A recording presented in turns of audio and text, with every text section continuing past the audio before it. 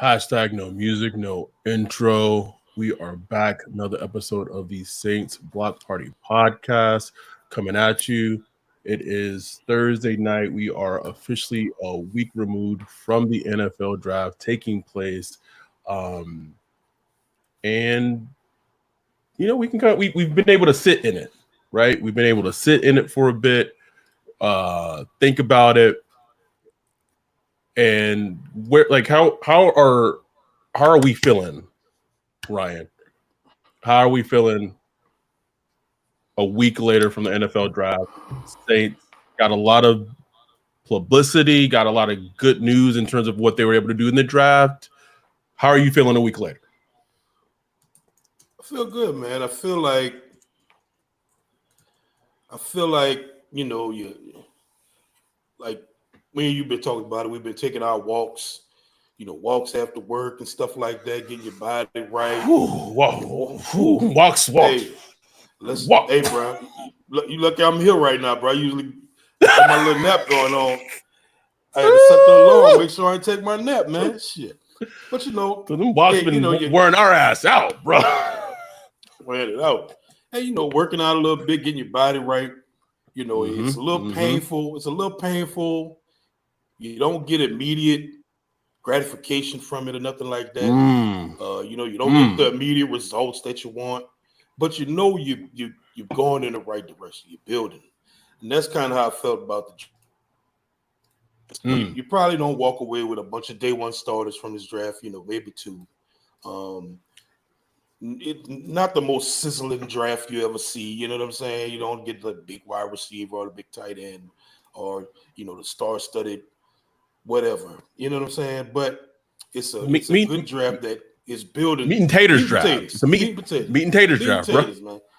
And you're building towards something. I feel like it's a good quality draft that's building towards something. So I feel good about it, man. And Saints, I've never seen the Saints get all the, I hate draft grades. I hate the draft grade industrial complex. It's the dumbest thing ever. But Saints got a lot of positive draft grades, whatever that means nothing to me. But I'll take it. You know what I'm saying? I'll take it at least, to get some good pub or whatever. But it's cool, man. I like it. And I think I can share this. I'm always very selective of what I feel I can share and can't share on the podcast. But I feel like I can share this.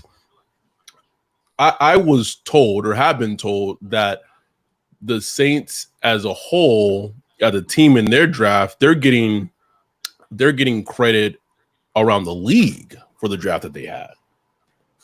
Around the league. I have said this. I've said this for almost like the last probably since like the DA regime has come into effect, that the teams in the league has seen the Saints as one of a laughingstock organization of how it was being ran. When I was told to me 2 years ago, I was in the denial, right? I didn't want to believe it. And then we started seeing games play and some decisions being made, and it was like, oh, yeah. Okay. These are what the executives were talking about in the league.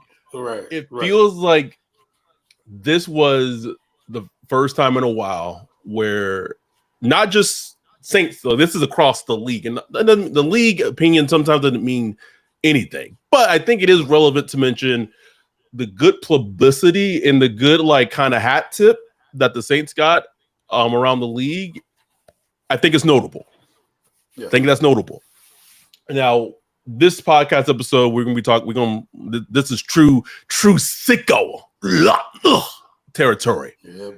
And it is hanging on to the hope. Wayne said, I do want to know how they graded the 17 draft, but I think they hated the AK trade they made. Of course they did, because it gave up a future second round pick. And here's the thing. I don't think teams care about that as much as draft Twitter does. That's more of a draft Twitter thing. The analytic crowd hated, Correct. But this episode, we're going to break down Spencer Rattler. Big shout out to the YouTube channel, College Football Cut-Ups, where I got this video. So if you don't subscribe, go subscribe. They have cut-ups of prospects. If you're watching this on YouTube, as well, watching the podcast on YouTube and the live stream, please like, subscribe, become a subscriber to our YouTube channel. It's steadily going up. I think we're at like 1,210 subscriptions right now. So it's not enough. It's not. So if you're in the chat right now, if you have not subscribed, hit the subscribe. Hit it. Shout out to I don't even know who Chase is, but welcome to the live stream. Thank you for joining us. Hit the subscribe, Chase. Hit it. Hit that subscribe. But getting to the Spencer Rattler point, and we're going to discuss some other things before we get into the breakdown. But I'm going to say this, and going back to what other teams have said about the Saints in their draft, I was told that something that was said in terms of Spencer Rattler about another team, not someone on the Saints, is if the Saints got their version of Brock Purdy. Interesting. It's fascinating, man. Look, man, a lot of smart people, a lot of people whose opinion I respect when it comes to evaluating a quarterback, like the pick and like Spencer Rattler as a prospect. You know what I'm saying? As a not saying he's like, should have been number one and nothing like that, but just like the tools that he brought, had starting caliber quarterback tools. Right. A lot of people are respect. Greg Cosell. That we all respect. All respect. You know what I'm saying? So it's interesting, man. It's fascinating. That's why I was telling people on Twitter, like, they're like, oh, it's just a fifth round pick. I'm like, look, every fifth round pick not the same. You know what I'm saying? Like, Garrett Grayson was he a third or fourth round pick? He was a third. Wasn't Carl Nix a fifth round? And I'm not saying, it's not what I'm saying. Jerry said the idiot Colin Cowherd got the Saints finishing last this season. Could we not talk about Colin Cowherd on our podcast, please? No. Please. We're not doing it. And he might finish last. They could. We're not talking about records this year. We ain't. We get to that. This is hope season. And listen, the schedule is the schedule comes out this month, Ryan, which is exciting because we can start planning the Saints Block Party podcast meetups. We don't know when in that October first week of November range what those games are going to be. Set up, planning the big meetup. Set up the West Coast meetup with the Chargers game. That's what's exciting about the schedule coming out this month. And then I believe this month also on the 10th through the 12th we have rookie minicamp. This right now is hope season. That's all we have as fans is hope season. I was having this conversation with Greg Rosenthal. And he said that I was crazy for saying that Spencer Rattler is the best quarterback on the Saints roster. Am I though? Am I? And I told Greg, I said this is hope season, Greg. Don't my shine. Don't because when that season starts week one, it might be a completely different story. But right now, there's the fandom in me. I'm not emotionally disconnected. But the fandom in me says, you know what? Maybe we got a quarterback that can win some games and be a pseudo quarterback one for the next couple of years. And if you get that in the fifth round, give me all day long. Give me. So this he said this is Demon Time Slime, but I just want to say that this Rattler pick just feels different. I think this is the most polarizing fifth round pick I can remember. Maybe like top one of the most polarizing fifth round picks of NFL history, bro. Like this, like I can't remember a most polarizing fifth round pick, like late round pick. Maybe what was the dude name that came out the closet? I forgot his name. It's Michael Sam. Michael Sam with the 7th round. Yeah, maybe that's it. That's about it, bro. Like, cause my dude Dan. We know Daniel from UK, most positive, glass half full Saints fan you ever meet. Boy, when the Saints took him in the Discord, he was like, he was disgusted, bro. I was like, damn, bro. He was disgusted with it, bro. Disgusted. I was like, damn, man, come on, bro. Let's give him a chance. here's the thing. I think, and I think Spencer Rattler deals with this. He dealt with this in the draft from NFL teams, and he also is dealing with it from fans. Right I think they're not able to disconnect what they saw potentially from him in quarterback one. They're not able to kind of disconnect, what he did at Oklahoma and kind of how he got benched and how he took it, blah, blah, blah. And I think it's important to just realize that people can change and people can mature. Like, he was like the number one quarterback recruit in all the country. Like, so he's a talented player. And when after the draft, I was flying back to California. I was watching him on the plane, just watching, blah, blah, blah. I paid for the internet right off. I was like, let me work, right? The first game that I put on is actually the game that we're going to watch together. And I was just like, what? Right. Because I didn't have any expectations either. Right. I didn't have any expectations either. I watched like a few games just passing to be on the TV, but I wasn't like watching, like focus on the quarterback. I've heard his name plenty over the years and all that stuff, but just going there with pretty low expectations out of it, because it's like fifth round, maybe it's a little, guy that's, and I'm looking, I'm like, man, this dude has an arm. Like, he can throw. This nigga throwing out here. And people got to understand when we say, oh, he can throw the ball, well, every quarterback throws the ball. You could see some quarterbacks aren't natural throwers of the ball. It's kind of like, there you go. You can watch how the ball comes out their hand, and it's kind of like they're pushing the ball away.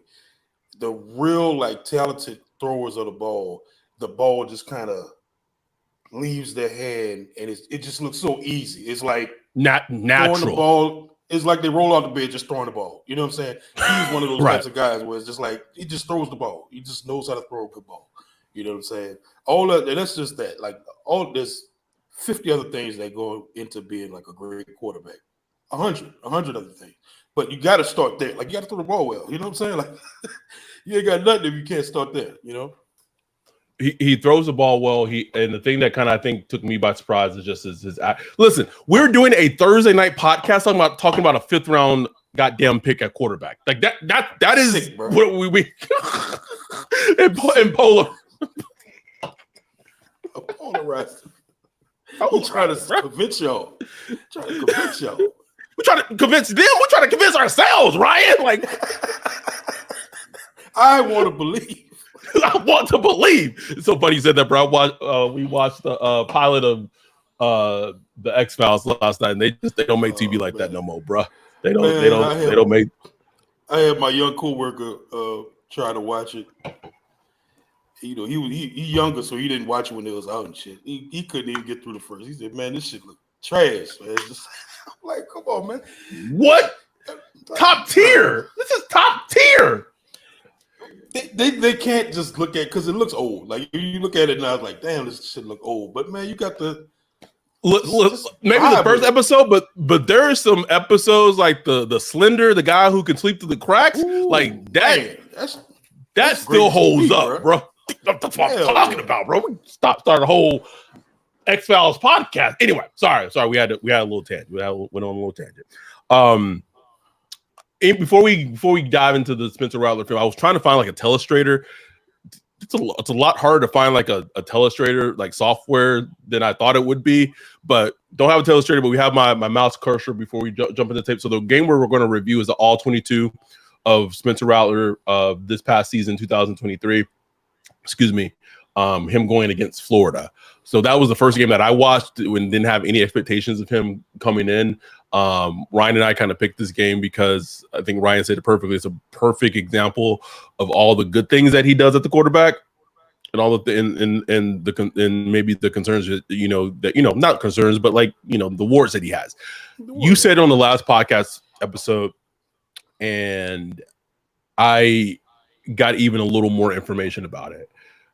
It is so telling to me the amount of work that Clint Kubiak put in with Spencer Rattler, pre-draft process, right? The install, going over the plays, talking to him. I was told it was essentially how Sean Payton would put a quarterback prospect through that he was evaluating, that more than likely that he was very interested in. And that stood out to me. Like, I get it, but to do that for a 5th round pick and to put that much time into him, that just was like,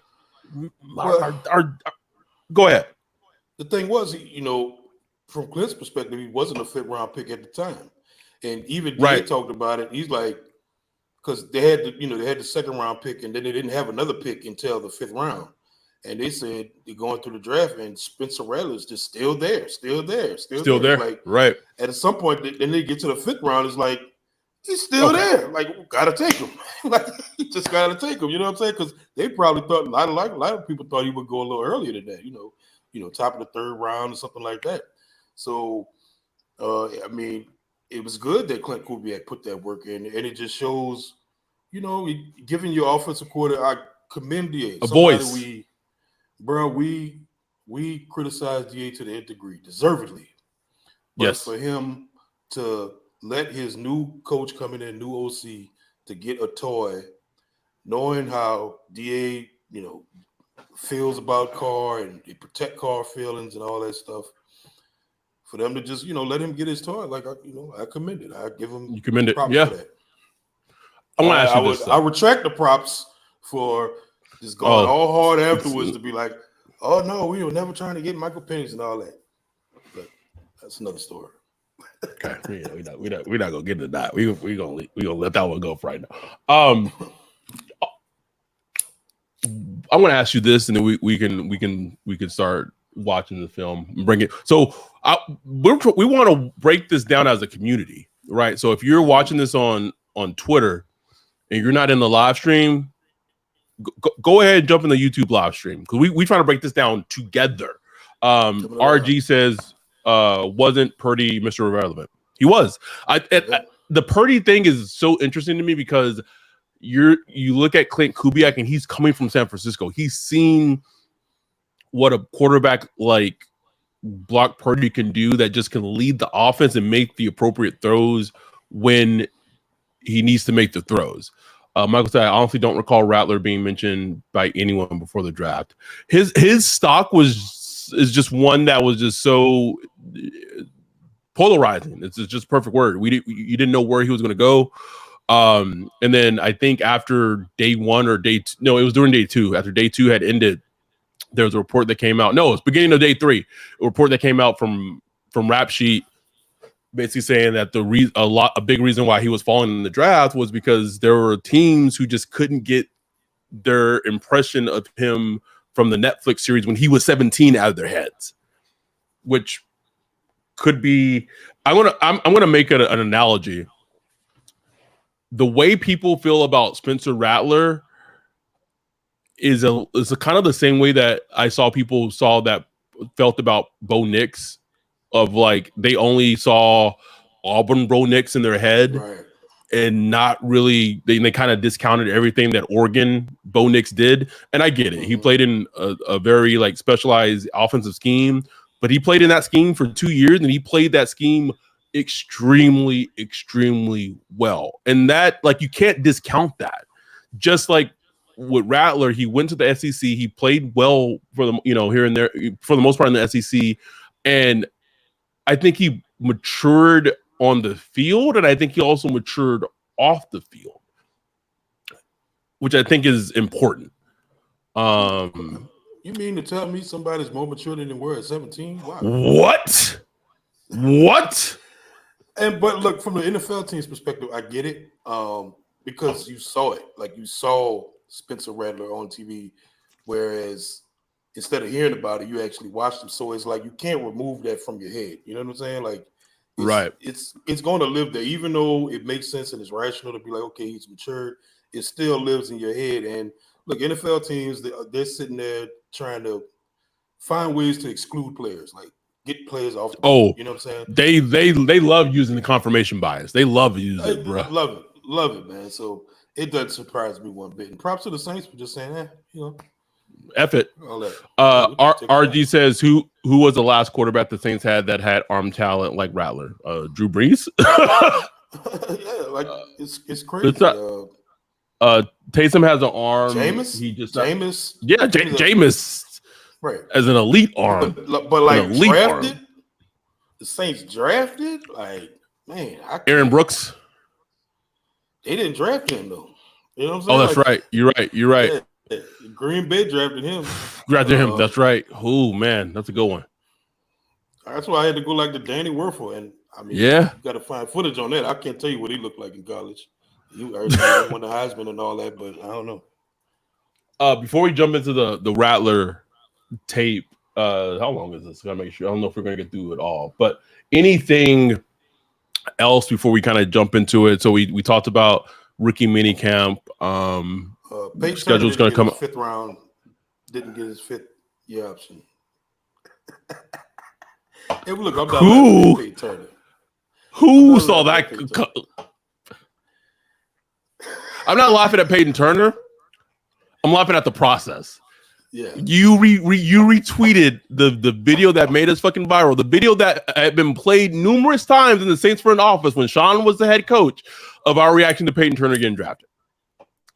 Who could have imagined that someone that you said who to 4 years later was not going to get their 5th year option picked up? Who could imagine that, Ryan? Like, I would have loved, and I would have loved to have been wrong. I would have loved to have been wrong. We all would have been. We all would have been. It's such a big season for him, man. Like, huge. You know what's crazy? Like, it hit me earlier. I'm like, oh yeah, we got Isaiah Foskey on the team. Like it's like I forget that he's even on the team. And look, the way the draft played out, I mean, like it's up to them, bro. Like, especially Foskey, like, bro. Like, go hit a quarterback. Like that. Go do it, man. Like, they didn't bring anybody to take your job. They didn't bring anybody to put you down the depth chart.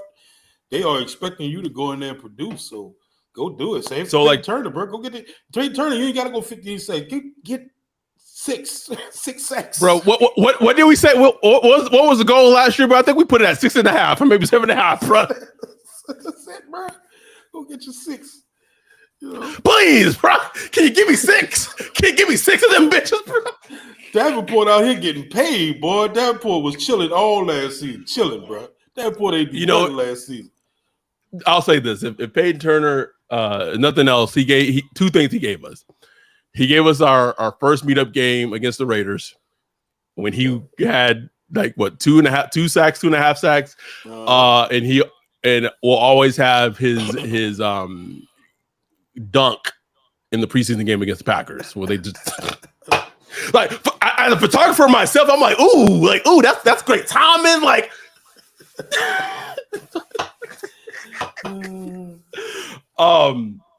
Anyway, let's as a community, we're about to watch Spencer Rattler. Also, I need Cutwater to sponsor us because these mango bitches that got 12.5% or 12.5. That's a nice little percentage right there. Yeah, bro. You have 2 of these, you feeling real nice. But let's watch some Spencer Rattler. Let me share the screen. Go full screen so everyone can see it. Let's see. This is there we go. All right. Boom. Share screen. Boom. Boom. Nice and big, right? So this is.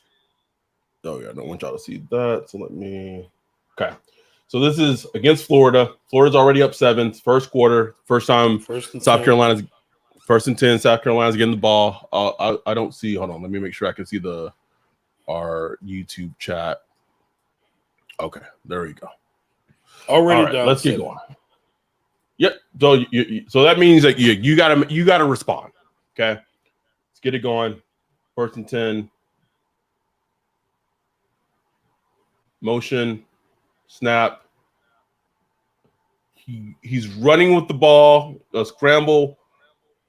Now let's look at it from the back end view to see did he get out of the pocket too soon. If he would have held in the pocket, would have been something that he could have made a throw. And this is me being tipsy and also controlling. So you have covered. You can't see anything more than that. Let's see. I mean, that's a pretty wise decision, right? Like your primary reads are pretty, for the most part, are all covered. He just like, you know what? I got it, right? And this is what I like. Look at it. Oh, you see that? You see that? Yep. Put some shoulder into it. And then the little kind of little step over, bro, like that. Got that little spice to it. Ooh. There's Ryan. There's something there. Okay, so now we're. Can people in the chat let us know how it's playing? Because for me, it's a little choppy. Is it choppy? Oh, okay. Yeah, they're saying it's kind of a glitch buffer. Oh, okay. It might not be nothing you can do about that. It also could be just because like I'm pausing a lot. Maybe hopefully that's not it. But I am pausing like a whole bunch. But hopefully that's not what it is. Okay. We're in the red zone. Play action. He moves. He throws a touchdown. So I was watching this play earlier. There's good that comes from this play, and there's some not great that comes from this play. So we might not be able to break down this tape because everyone's saying that it's choppy, and I think I know the reason why it's choppy. I think there's a way I could fix it because I have to change the latency in YouTube, but I can't do it through the way it's set up right now. I have to do it in a little bit. So, low snap, play action. He's looking. So the ball, so right now he's already left the pocket, right? Yeah. So open touchdown is right here. He's already left the pocket, and he's able to reset himself to be able to throw the ball that leads to the touchdown. And eventually it becomes a touchdown. He leads his receiver. So he doesn't throw to where the receiver is. He throws to the receiver is going to be, which is a great play. This is just a play that's just not going to work in the NFL. Yeah.